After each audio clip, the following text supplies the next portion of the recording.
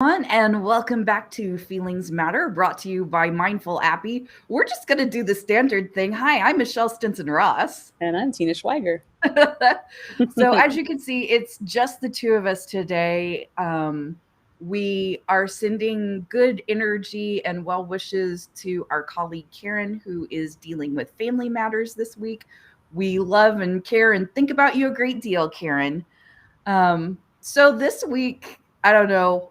I think mine and Tina's snark may be coming out because we have just been giggling over this topic. For those of you that are tuning in, I actually asked, so how does Tina really feel about emotional intelligence? And I honestly got to thinking about emotional intelligence and emotional awareness because of the news that broke late last week about the toxic workplace culture at Blue Origin, which is the Bezos space exploration company. Um, that's where my thinking started on it, but I will open the floor to Tina to also discuss what she really feels about emotional intelligence, because she and I clearly are both a little snarky about just the whole emotional intelligence industry.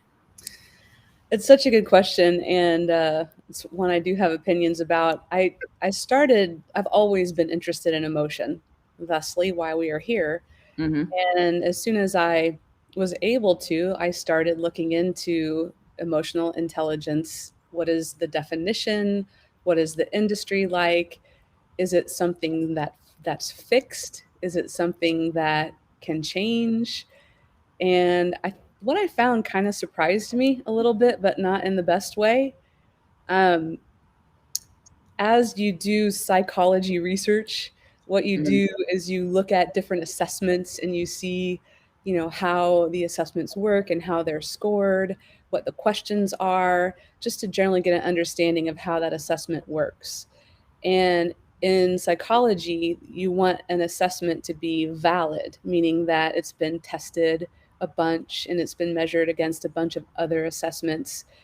And generally speaking, anybody should be able theoretically to go and validate an assessment.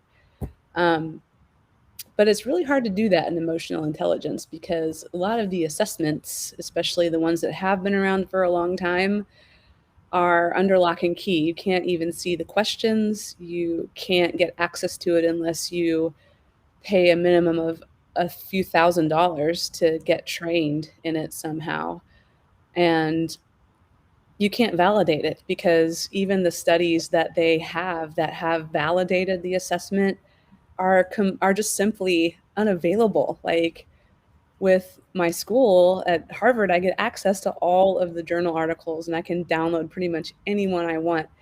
And you go to the link and it's literally like missing. It's not there. And it's frustrating for a scientist and somebody who wants to understand the construct of emotional intelligence and how it's tested and how it's measured and learn what the best practices are when it is locked down and there's no access to stuff. So it's a bit frustrating and it's got me a little snarky about it because I think it's just not fair. Like if for science, it needs to be tested, it needs to be validated, Mm-hmm.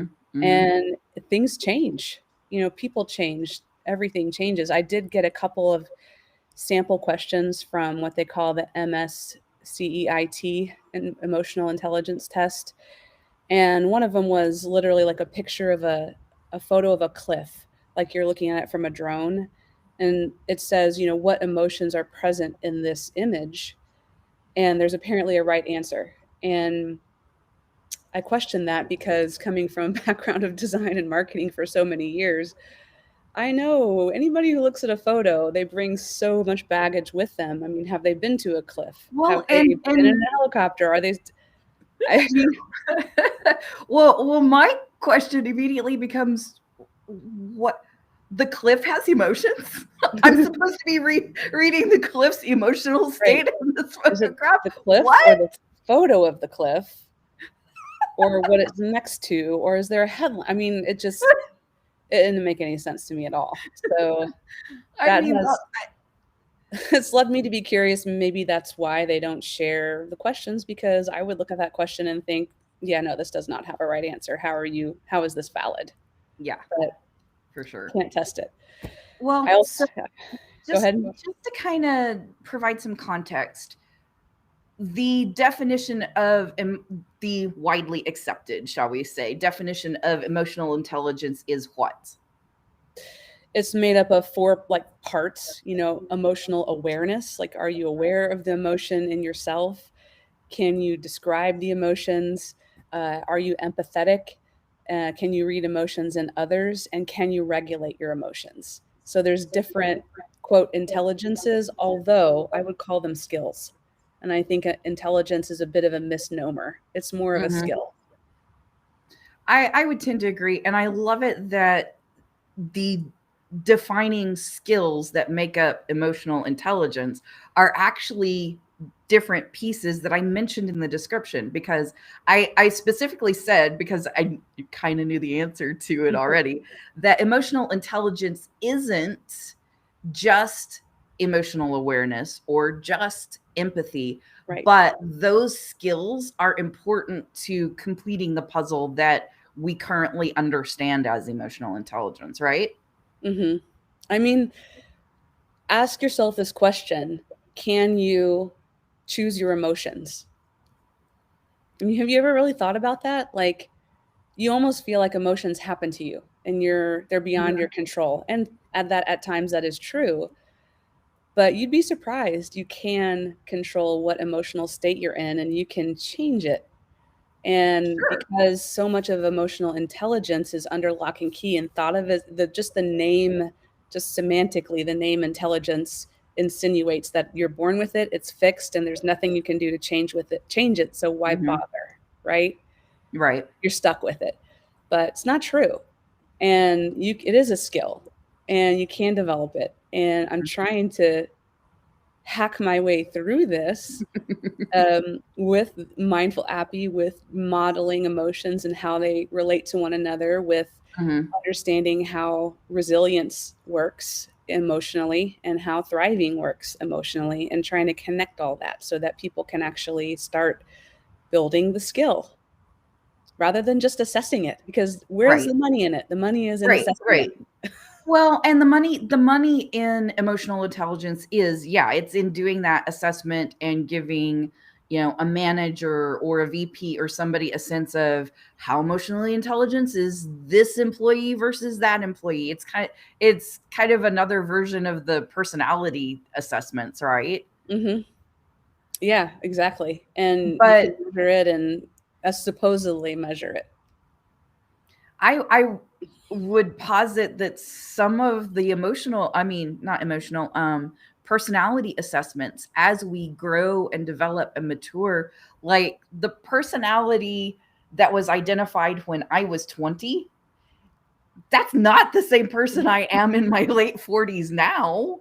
Yeah. I mean, life happens to you, right? Mhm. And you Mhm. participate in that. And as a result, you change. Mhm. And I imagine we have personality traits that I think are consistent. However, there's a big 5 personality traits they think are really the main ones. And there's one: openness to new experience. Some people are naturally open to new experience, but I also think that if you have a life that's happened in such a way that you have become more open to new experiences, that personality trait could shift. Mhm. Well, and the converse is true. So if I've or anybody has been through a life with trauma and difficulty and challenges, sometimes that openness to new experiences gets shut down because Mhm. it's like I've been through way too much already. I can't do this anymore. Yeah. Um, And I would think also, that that like, the emerging re studying of psychedelics are showing that they can change your personality. okay. Really change your whole sense of identity. I mean, it's a lot more fluid personality and emotional, quote, intelligence than people think. Well, so one of the driving factors of that is, again, how well do you implement skills, right? So we can talk about emotional awareness, both awareness of our own emotion that we're experiencing, what's triggering it, what can we do to shift our own emotional experience, and then the converse of that, how aware am I and tapping into the emotion of somebody else? Mm-hmm.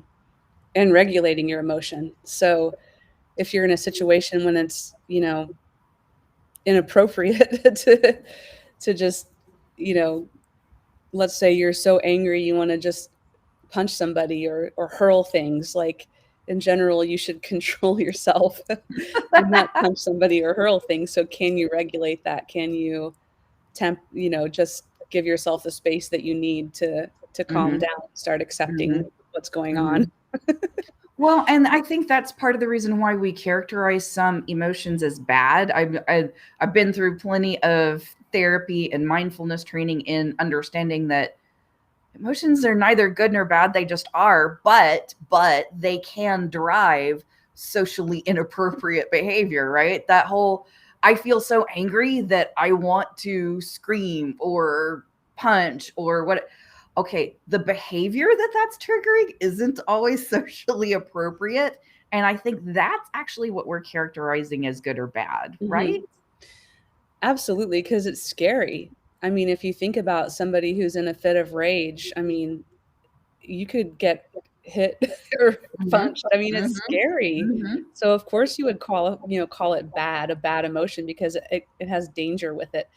But really that emotion is driving somebody. And I think the underlying foundation of just understanding that we are not our emotions and we can observe our emotions as they happen is pretty much a life-changing fundamental principle that if you can really instill that and actually observe your emotions while they're happening, you open the door to really grow your emotional quote intelligence by leaps and bounds. And that Certainly. includes increasing empathy, increasing regulation of your own emotions, increasing how much you can distinguish your different emotions and be aware of when they come and go, or if there's several happening at the same time.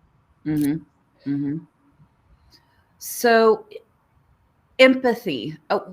What's kind of your thumbnail description of empathy? Can I? So, yeah, I love to kind of go back to there's this sympathy and empathy video that you could put a link to probably from Brene Brown that's Mhm. got a bear down in a pit and somebody that's crying, and like this little character comes over and looks down in the pits like, hey, looks pretty crappy down there. Do you need a sandwich? And that's like sympathy. Like you're outside looking at a person and noticing that they're having a hard time. And maybe you're offering to fix it.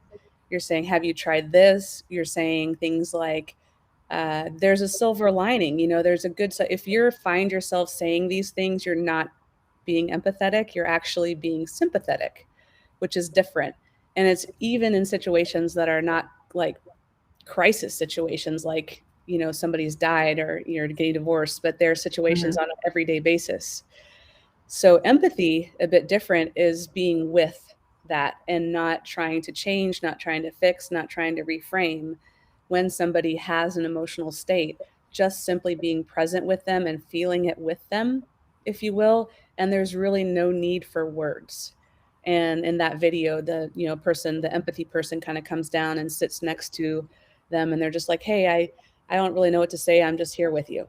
And just that like physical closeness and support without words, and feeling it with a person, is really how empathy happens in an extreme situation. Mhm. But what that video doesn't cover is the day to day empathy, which is a little different. Pausing. You have a thought on that before I continue?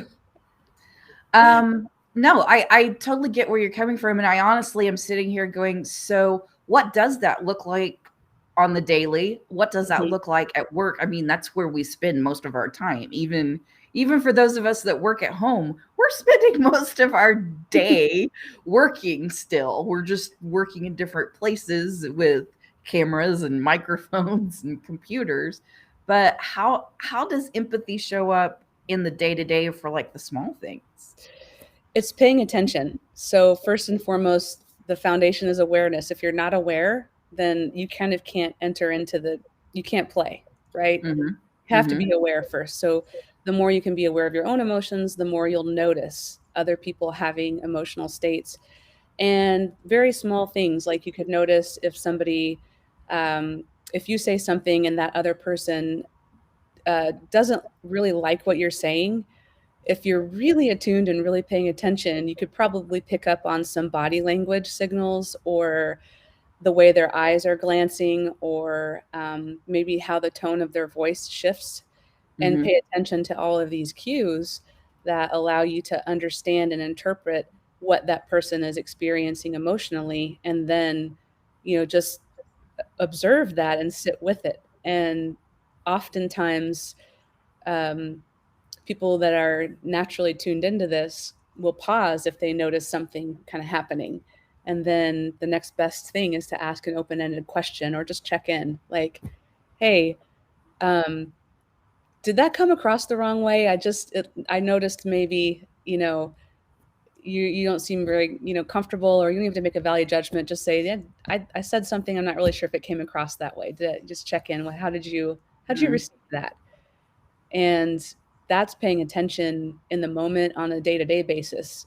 And that kind of empathy is the kind of empathy that helps avoid miscommunications, making up stories and assumptions about somebody else's ish situation, and Mm-hmm. helps things. That's kind of the magic that helps leaders who are empathetic and have a high emotional intelligence really perform at a high level, because they are perceiving those nuances, and they're acknowledging them in the right way, and they're honoring the other person, which to me is empathy. Like, you honor the other person by validating and seeing their experience Right. first Right. and foremost.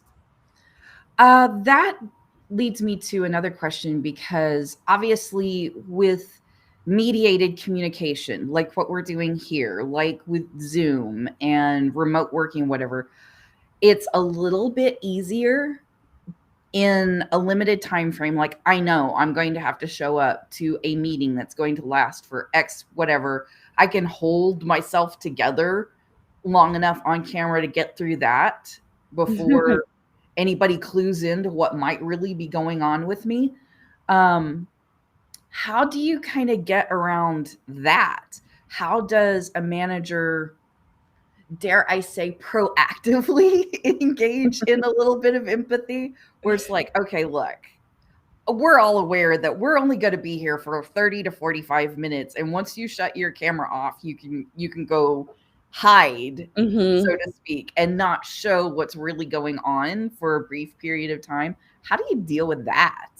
It can be impossible to tell what's really going on. It's so easy to hide in a remote meeting. You can just say, it's a noisy place, I'm going to be on mute. I'm in a dark room, I'm going to keep my camera off. I'm guilty of that when I'm in a low place emotionally, or I'm not feeling well, which makes me feel low emotionally as well. Mhm, mhm. So you just realizing that you're not going to pick up on the signals in the same way, especially if it's a big group meeting, you have a few people hiding, maybe you see who's hiding and check in with them. But it is the proactiveness. I think we covered this a lot with Karen last time, but those Mhm. proactive, questions and check-ins, and asking people how they feel, and giving them the space to truly express how they feel without fear of retribution, which is the psychological safety that needs to be fostered. And it's easier said than done. Mhm. Because As it requires some vulnerability it does. on the leader's part too, right? Yeah, yeah. I'm going to have to open up and expose a little bit of my own vulnerability in order to Hmm. make other people feel safe. Right. Yeah. I mean, the best thing a leader can do is share what they're comfortable with sharing. And what they're Mhm. comfortable with sharing is going to set the meter for what other people are comfortable with sharing. So the more you can share and the more you can be vulnerable as a leader, the more you can expect your teammates to follow along. Right. And this is where all of this rolls back up to emotional intelligence, right? Mhm. It's that skill set of knowing, how much do I ask for? How much do I share? Where is the balance between making sure that people feel seen and heard and validated, and yet still held accountable to do whatever it is we're supposed to be here doing, and kind of keep us all rolling. That's a whole lot of various skills kind of rolled in together into communication techniques. And that I think is why it's called intelligence. It's the smarts to be able to combine all of those things into an effective communication strategy. Yeah, authentic communication. I mean, it's hard. You Mm-hmm. have to be willing to say the wrong things or mess up.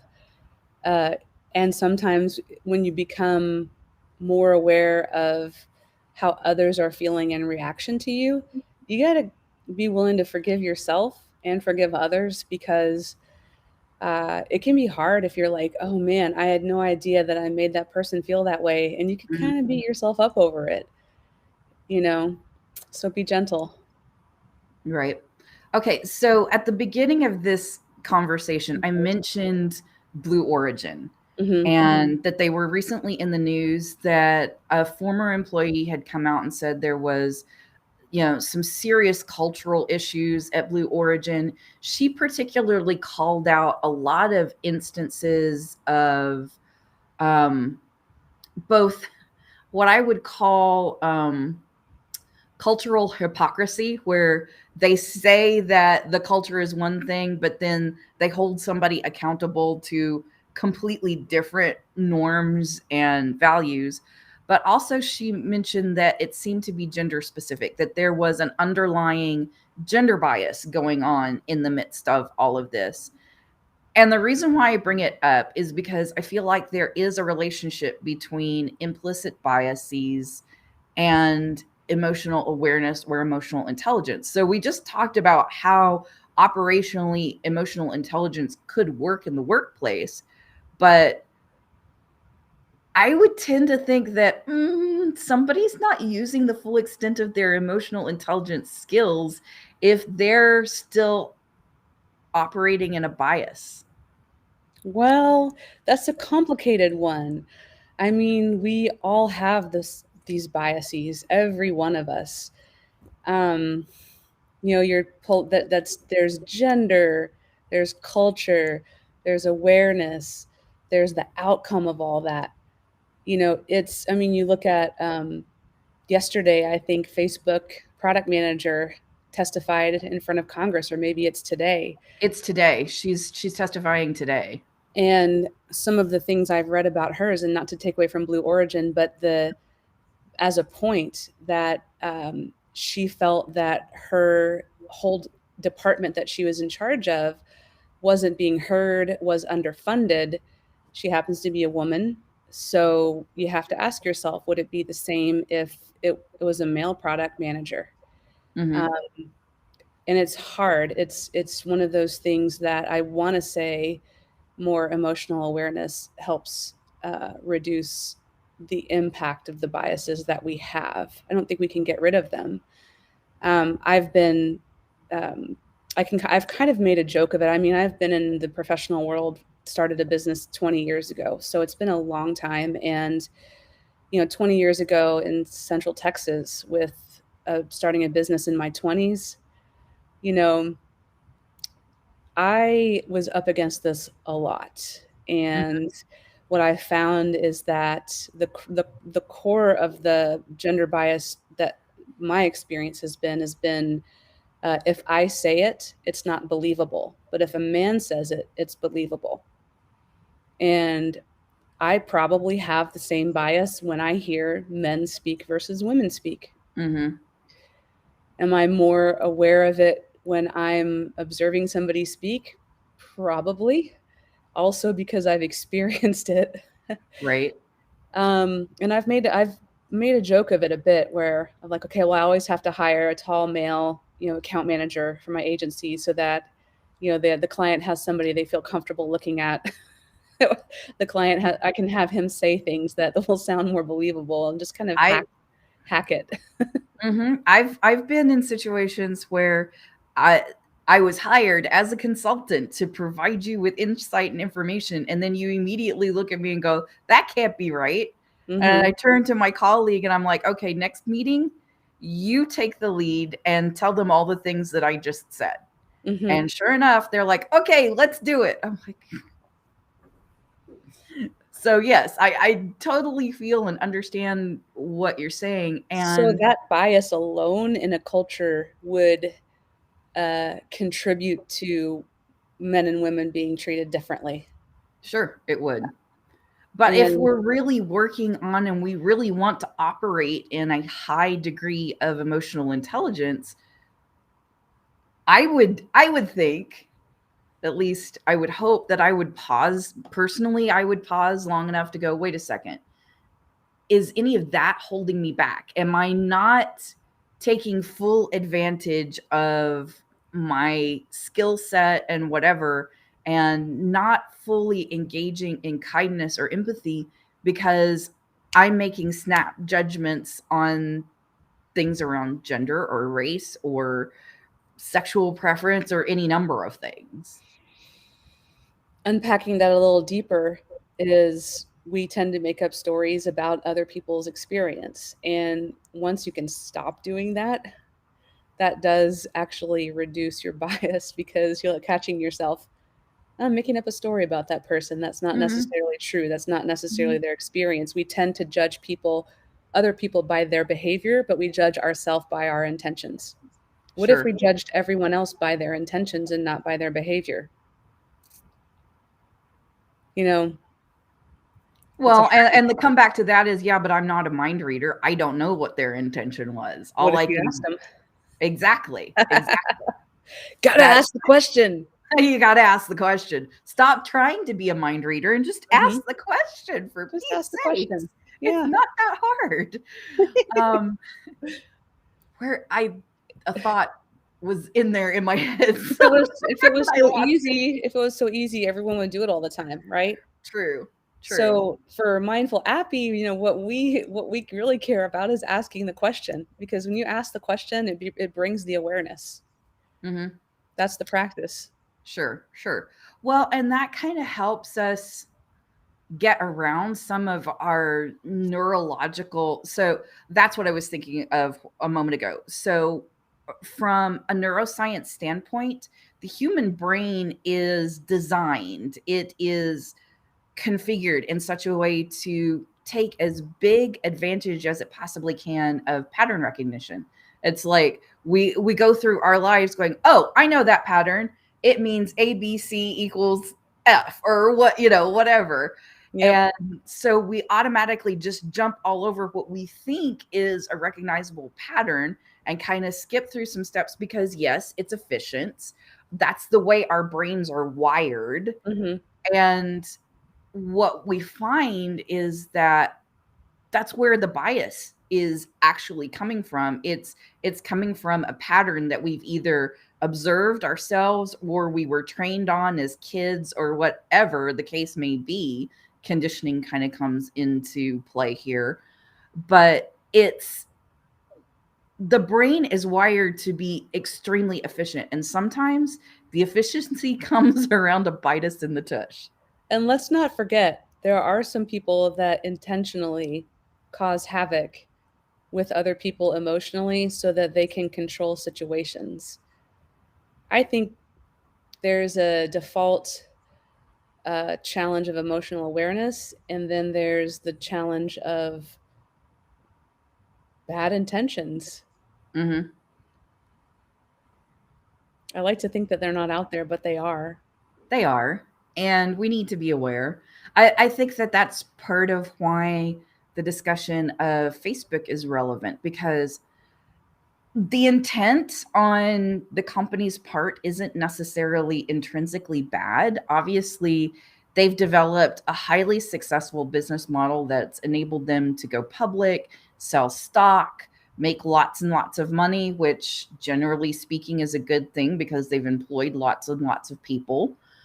But at the same time, when the bottom line and how much money I can possibly making the most money possible drives more than everything else, okay, that's a little out of balance. Can we step back? So it wasn't that the intention was intrinsically bad, but when you're so narrowly focused on one particular outcome that law of unintended consequences start to kick in, then you've got to deal with the fallout sometimes. It's kind of like what you were saying about, the shortcuts in the mind. Mm-hmm. When your goal is to easily solve something and make an assumption and just you've seen the pattern, blah blah blah, you're focused on that next thing ahead of you. But with a Facebook, they're focused on the bottom line and the profit, and they're going to skip over those things that they just don't want to see, that they know are there. And that's her point is, yeah, you're actively allowing sex trafficking to happen. It's damaging and it's happening, but you're doing nothing about it. Mm-hmm. And that's what she's talking about today, because right those shortcuts, and was on intentional. Instagram, well, and this is why I, as a marketer, am still involved in this as well, because I think that the way we message, the way we communicate with other people, we forget sometimes that we're actually communicating with other people, and that communication has its own consequences. And in the case of Instagram, the consequence there is driving negative body image, depression, and suicidal ideation. Yeah, that's happening because of Instagram. And do we, as channel operators, publishers in the case of Facebook, or as marketers who are using that channel to reach segments of the Instagram population, where do we need to take responsibility for our own communication tactics, right? Right. That's a great question. There's a lot there. And I would honestly say that as we have gained more access to more people, and especially as we've gained more access to the deeper, more intimate parts of people's lives, because yeah, this device has definitely created a level of intimacy that we have never had before with our potential customers. I think that there is some responsibility that needs to be, taken up and paid attention to. That yes, I have a lot more intimate contact with somebody now thanks to the smartphone and the types of channels that I can actively do outreach on. I need to be careful how I'm communicating with those people in those vulnerable, intimate moments. I know. Just because we have the power to do something doesn't mean we should. I say that fairly often. Just because we can doesn't mean we should. Right. So, and I think that's empathy for the audience, really. You're talking about empathy in marketing. Yes. It's like I speak the collective of you and I have been young women. We have had issues with, even before we were young women, let's just say before the internet. And it was difficult then too. It's definitely more difficult now. Mm-hmm. And there's some brands that are doing a really good job, like Dove, where they misstep sometimes, but they really do a good job of showing really what goes into actually even making a billboard model look like what she does, and exposing the makeup and the editing and all the things that go into it that are just not real. That it's we could probably use some more public service campaigns around that topic, and maybe we could get some. I don't know. Well, it's kind of easy when you're Dove because you're selling soap. Everybody uses soap. There's really not ever going to be an instance where there's not ever going to be a market for soap. Well, unless isn't there like a trend right now with some celebrities that are like not bathing once a week or something? I don't know. That sounds really interesting. Honestly, but, of course, we'll always seems need kind soap. of gross and stinky to me. No. Okay, whatever. I can understand them wanting to be a lot more aware of the chemicals that they're putting on their skin. We could before I started with Mindful Appy, I used to work for a company that had reformulated shampoo so that there were no sulfates. I understand the drive not to want to put chemicals like that on your skin. At the same time, we don't have to just stop washing altogether. That's not, no. You just need to make smarter choices in your skincare. Well, and here's a plus one for everybody deciding that emotional awareness is fundamental and foundational skill to develop for the human experience to thrive. Yes, absolutely. I think it is the building block of so much. And that's why I wanted to call out the difference between emotional awareness and emotional intelligence. You got to have one in order to develop the other. Yeah, and it's not like an IQ intelligence. It's not fixed. It's a skill. It's more like a athletic practice, or you can go and Yeah, take a I do agree with you. I think there's a bit of muscle memory in that if you'll just start doing things that help you be a bit more mindful, a bit more aware, you eventually continue the habit enough that it's like, oh, now I notice it. I had to work at it a little bit at first, but now I notice it. and now there's more training happening around that too. There's microaggression training, unconscious bias training. There's a lot of better training coming out that speaks to that. But we need more. It's just the beginning. It's just emotional intelligence has only been an assessment focused industry. I agree. Ooh, stop it. Get better, get better. Do more, do better. Yes, exactly. You know, it's more than the bottom line.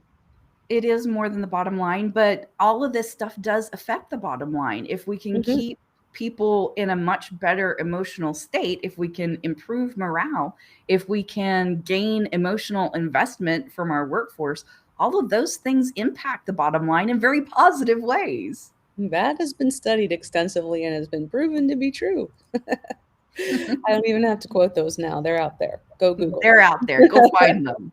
Go find them. So, is there anything else in closing that you would like to add, Tina? No, I mean, the things that we keep coming back to, ask the question. It's important. It matters. Prioritize it. It prevents you from making up a story in your head or making an assumption that isn't valid. It's like the moment you feel like you're about to add 2 plus 2 and it equals 6, you need to stop and ask the question. Ask yourself if you're afraid when you see somebody that's crying or they're emotional or they're angry. Does it make you feel afraid? If it does, you got work to do, and probably includes every single person on the planet, myself included. It does. Thank you, Tina, for unpacking a little bit about how you really feel about emotional intelligence. Do better. And please join us again next week. We have got so much more to unpack. We look forward to seeing you again. Thanks so much.